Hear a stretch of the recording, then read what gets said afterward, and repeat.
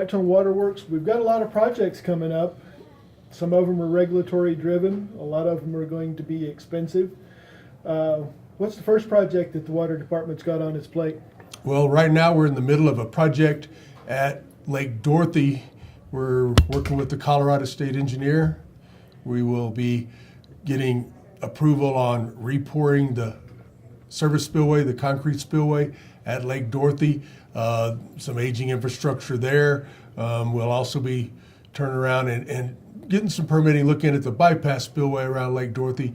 It has got a lot of sediment in it after the fire, but at the same time, at this time, it's still stocked with fishing by Colorado Division of Wildlife. But at the same time, it's still valuable because it does keep the sediment from Lake Malloy, our primary reservoir for our drinking water.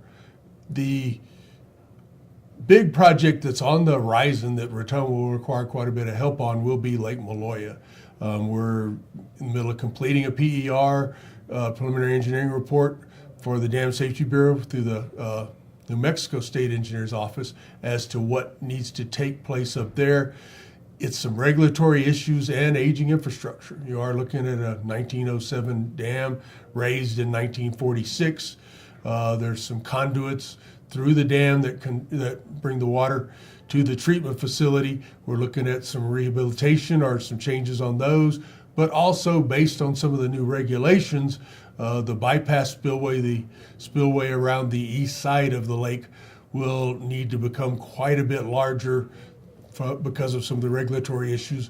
We'll continue working with those, but some of the price tags that can be as high as $30 to $40 million project. That's the preliminary engineering report we're working on right now. That's a long-term project. The current one we're looking at is the conduits under it, but both of those are really expensive projects. We will be working with assistance from state funding, federal funding, before we could ever take on a project like that. But it is one that's on the horizon. It's been out there a while, and for regulatory compliance, we will need to do it. The project out at Lake Malloy, more specifically to the conduit that brings the water into town, you had mentioned earlier that you were looking at doing some inspection on that via TV camera type setup. Has that been done? That hasn't been done at this time. We did the preliminary engineering report. We'll be going after for some additional funding. The preliminary engineering report, or a lot of our work up to now, was paid for by a $300,000 New Mexico legislative grant that we received 2 years ago. The project to even do surveillance camera viewing on those conduits is really tough because all of this has to be done while the lake's full of water. So we're looking at having to isolate it inside the lake, have a diving firm on there, but also because of the way the pipes were installed, we're actually looking at some dewatering on them. And all of this has to be done while meeting all the Dam Safety Bureau compliance issues. They really, of course, when you're dealing with an earthen reservoir that's full of water, you have to be very careful about how we handle all those issues. So all of those things are being looked at, and we'll keep moving forward that project. It's more of a long-term issue, but it's one that we'll definitely be continuing to bring forward and looking at it for the water board. It's almost an agenda item several times a year, updating them on our progress, because it's one that's not going to go away. We're going to have to do some compliance issues. It's both regulatory and aging infrastructure. And being our primary supply of water in conjunction to our supplemental Cimarron system, we need to stay ahead of the curve and be ready for what the future holds. The restoration after the fire, those projects for the lake have pretty much been completed at this point, right? Yes, we're wrapping all that up. The last bit of some Water Trust Board grant funds will be expended before the end of April, doing some issues up in the watershed. Then we also do have a river restoration grant that through one of the governor's programs that we're actually using along Segerstrom Creek. We did our initial work, probably expended about half of those funds. We'll go this spring. That work was ceased when that November snowstorm hit, and we pulled out and haven't been back since. There'll be some more work on that this year, but that's pretty much it. The rest of it we'll monitor. There's some seeding areas and some other stuff we'll continue to work on and do it, but the rest of it is going to let Mother Nature run its course now. Well, that's good. I'm glad to hear we're back to that point where we've got the vegetation coverage, that we're in good shape. The other project is down the pipeline from the lake, which is the water filter plant. You've got, once again, aging infrastructure and more regulatory issues there. Kind of explain what some of those regulatory issues are going to be. Well, primarily what we're dealing with there is the changes that have happened over a period of probably the last 20 years. You are looking at a 1947 building. We actually turned around and did the last project up there in 1995. So a little over 20 years afterwards. Some of it's regulatory. There's some additional disinfection byproducts, removal rules that we actually go through. Some of our processes changed. With that, we'll be looking at changing and upgrading the chemical storage tanks, and what we use is aluminum sulfate for a coagulant. Cationic polymer as a coagulant. We'll actually be changing some of the storage for those types of facilities and the chemical delivery to the facility. That infrastructure was actually installed in the Cimarron Pipeline project in 1984. So some of that we'll do some changes there. We actually will change our centrifugal blowers up there. Those are also over 30 years old. And we actually are having problems with one blower, and those are actually used when we're backwashing the filters. In 95, a third filter bay was added. We're actually doing some upgrades to that filter bay 20 years later. But the primary thing is aging infrastructure that's over 30 years old. The regulatory side is it's requiring some additional chemicals. We use chlorine dioxide for pre-treatment. We use chlorine for disinfection as it leaves the facility. We will upgrade those facilities to comply with today's regulations and also OSHA safety regs up there to make sure we stay ahead of the curve for all our operators to have a safe workplace up there. So part of that is basically fixing some issues that have changed over the last few years as far as safety regulations and stuff like that. We've got new safety requirements going in, then, is what you're saying. Exactly. We'll actually do that. Some safety regulations. We'll actually, we've always had a good safe work environment up there, but at the same time, we're going to actually put in some containment walls in case you have like an aluminum sulfate rupture to where it's contained within the facility. There's just some different regulations. We do handle several drums. We're going to do some separate containment up there to each of those are separately contained. If there was ever an incident where a drum was to rupture, they're actually stored now, but this will actually include containment that could hold any kind of rupture or change that happened in place.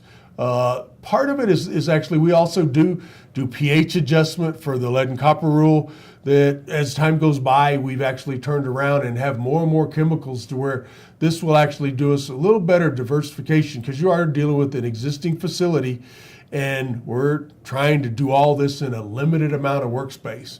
So at the same time we're doing that, we're upgrading some heating systems. We use caustic to turn around and raise the pH. We really have to maintain a good temperature control up there because it actually crystallizes at about 55 degrees Fahrenheit. So we need to be very careful of maintaining temperature in the wintertime up there, and actually upgrading some electrical circuits. You're looking at some changes haven't been made since '84. You're upgrading some circuits to be arc resistant. We actually need some GFI, ground fault interrupter circuits, and some changes. Most of it's just doing some upgrades to the facility we have, because that is our filter plant of the future we'll continue to use. We're going to do a little better metering on some of our influent and effluent numbers to where we're monitoring that. So a large part of it's regulatory, and then a lot of it is just aging infrastructure where we've got some equipment with over 30 years on it. You also have kind of mentioned that some of the new regulations are requiring tighter water quality tolerances that are coming into play, and that you made the comment one of the cities down south had done $20 million worth of work and they're still not compliant. Yeah, we've primarily on the water side, it's been TOC regs and some other regs that we're having to comply with. They've been coming over several years, but they do require treatment changes. And then on the wastewater side, we are dealing with some future planning for regulatory issues that are over the next 3 to 4 years. And by 2020, which is not that far off, there's some regulatory issues that continue to change and are requiring wastewater treatment. Our facility was constructed about 10 years ago, and in the not too distant future, which is in that 2020 range, there's going to possibly have to be some additional work done. And part of that is definitely regulatory changes as you look at nitrogen and phosphorus regulations, which is called nutrients that are discharged from the wastewater treatment plant into Raton Creek. That project in Ruidoso, their plant is over $30 million to try to stay in compliance with some of those regs. And as those regs continue forward across the state, it's working closely with the New Mexico Environment Department and trying to make sure we have a stepped approach, because as communities and rural communities go through their struggles, trying to maintain the best, utility bill control we can, not only from the capital improvement side of building these facilities, even if you get some grant funds, is actually the other side of it that's just as important is the operational issue. That's what, from electrical costs to chemical costs, all of that, it increases, in trying to maintain some control over those issues to where the expense, you just try to keep your bills as competitive as you can on utility bills, put your best foot forward and try to attract businesses. So, Raton's been blessed. We've had the 1 cent gross receipts tax, which has really helped keep our water rates low. But at the same time, every set of regulatory issues does come at an expense, and trying to make sure we handle that, work closely with the Environment Department.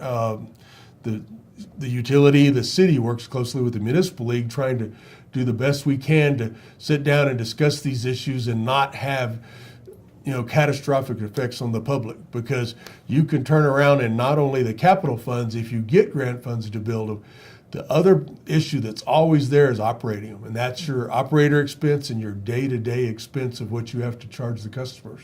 Right. Now, with some of these projects, they're really very big and very expensive. What funding sources are you going to start looking at to take care of some of that? Because the city of Raton in no way would be able to come up with $40 million for the dam work. So where will some of that money, as well as the money for your upgrades, come from?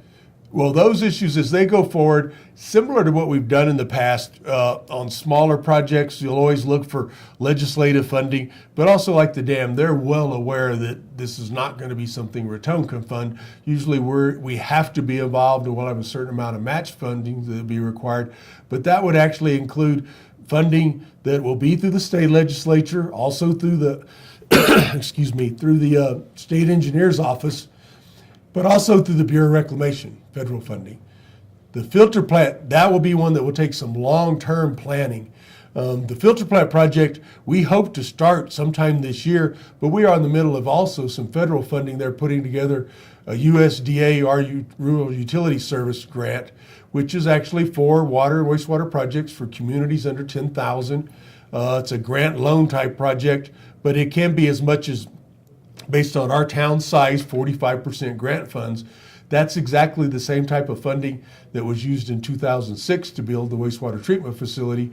This project that we're looking at the filter plant, we're looking at about a $2 to $2.5 million project, and we're going through trying to do that funding. And part of the project will be scaled according to what we have with Water Department capital improvement funds, but also what we can get from that USDA funding. So we're actually in the middle of putting that application together to try to get some assistance on that. And that is a federal program that helps the rural communities.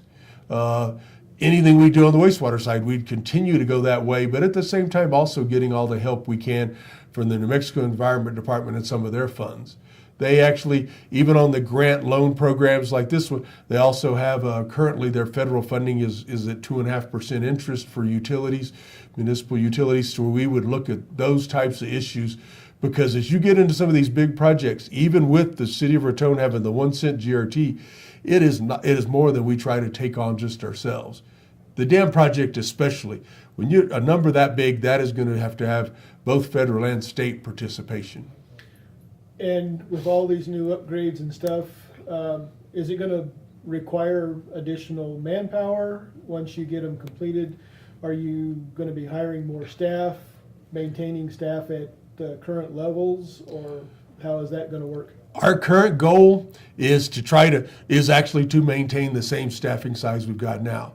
As Raton's gone through its struggles, we have reduced staff, but to maintain compliance at both treatment plant and all our operations out in the street, we're probably about as low as we could actually safely go. I believe what we're trying to do is stay at that level. Long term, as we see what's required, wastewater treatment wise, some other issues, we would have to see if there was an additional position required. But right now, we actually fully intend to try to maintain budget control and stay at exactly the same staffing level. Most of these, even if they require infrastructure, there's some additional operating costs, energy costs, but we're going to try to hold personnel costs as be as competitive as we can. We're always looking for good staff as we move forward, because at the same time, we do have some operators that have been dedicated staff to the utility for a long time. We try to always have somebody behind that's ready to step in as people do retire or move on, because different people, as opportunities come on, anybody will try to upgrade themselves, but we'll try to stay at the same staffing levels. And in all of this, all of the work that has to be done is simply just to maintain what we've got. Are any of the pipeline structures within the community, I know you've done work on First Street and some on Second Street as time has gone along. How much more pipeline work do we have to do? We'll continue looking at that all along the way. It's another situation where it's aging infrastructure. Late 1990s, one of the biggest projects we did was replace Second Street. Recently, this past year, but excuse me, because the city was doing a paving project, we did replace the water main under First Street all the way from Savage to Mora, and that was actually an early 1900s pipeline. And some of that infrastructure, even though it was doing fine, if the city's got some paving, as a cooperative, we always sit down and look at it, and if it's got some aging infrastructure under it, we'll try to get in there and make sure we do those changes as that comes up. We did a lot of that through the late 1990s and through early 2000, and then as they continue to come up, we'll do some more of those. We're doing one wastewater project that should be done this summer. We're actually taking bids currently, is actually on Hospital Drive, right there near Tractor Supply facility, is changing out a lift station, the only lift station in town where the wastewater collection system flows by gravity throughout town, except in that one area. We do have to pump it to get it back to flowing into the wastewater treatment facility. That old lift station actually did also serve the previous racetrack, and it's a 1960-something facility, and we're actually doing an upgrade and changing those pumps. We're in the middle of taking bids and hope to do that project this summer. So we always are doing upgrades out in the field out there in both collection and distribution. And most of that at the same time is aging infrastructure. Raton has been very successful and very, I guess we could say, fortunate in that the water department had some forethought to use wastewater, reclaimed wastewater to water baseball fields, parks, and stuff like this. I think there's probably only a couple of parks left that don't have that kind of water to it, and of course Roundhouse Park is a huge park that could definitely benefit from that. Are there plans in the future for that kind of work? That's something we'll continue to look at. Right now, we use, at the peak times when it's as warm as it can be, we actually do turn around and use probably close to 80% of our effluent already, to where as town's gone through some of its issues right now, our wastewater discharge has actually shrank over the years because of less, some vacant houses, less things happening in town, to where we have to be really careful that you don't overextend, because the one thing is, once you go to a reclaim, you have to be very cautious about going back and forth. There's a lot of regulatory issues, and from that same side, it's usually a dedicated system to reclaim. When we've added all the way over to Legion Drive, all of those, we go through quite a bit of it, including the golf course, at peak times. The other issue is that was all along in infrastructure that was easy to get to. The issue to get to Roundhouse Park, it would actually be another pump station. It's been discussed and we'll continue to monitor it. We work closely with the city of trying to watch how we handle that, using water wisely, using native grasses that get planted, and trying not to get too far into some of those issues, because some really wise decisions long before I've been with the utility 25 years, but long before that, has gotten us the Cimarron pipeline, the reclaimed water, and has put Raton in some really good water situations, better than a lot of other communities. And to continue to use that same thought process and be careful about how we do use it. It is a limited resource. We're coming out of a really good year. Lake Malloy is spilled all winter. We're getting at least an 80% allotment out of Eagle's Nest. It's in better shape to where we are actually in good water condition. But to continue having that happen every year is going to be continuing the same good process of weighing out and evaluating everything that's gone on for the last 100 years, probably, to where it got it to where it is. The decision to have the Cimarron Ranch originated in the 60s, a lot of the project building the pipeline in the 80s. That's some forethought that I'm sure a lot of other communities wish they'd had. Mm-hmm. What, to kind of summarize everything up, what does Raton Water Works start looking at now? Primarily right now, with what we're actually doing is going to be visiting and with the regulatory issue, trying to have some planning in advance as wastewater regs change. That's one side that's changing all the time. Try to optimize the facilities we have. The same thing is on the water treatment plant. What we're doing is going to continue looking at all those issues. Everything at the wastewater treatment plant is from sludge disposal issues, reclaim. Is there more reclaim opportunities we can catch? Taking a look at that versus possibly even some winter storage of reclaimed water that we would have discharged. Those type of issues, and planning it out and seeing the opportunities we can have. But the other side of it is working really closely with the city, trying to maintain discussions every day, which we do, that any opportunity not to miss it. If they're doing a project that we're in ahead of time, to where you work underneath the roads before they construct them. Also, any opportunity for economic development. How can the water department assist? And at the same time, maintaining good competitive rates to where we're attractive for people to move here, retire here, or attract businesses. Okay. All right. Thank you very much. Thank Dan. you.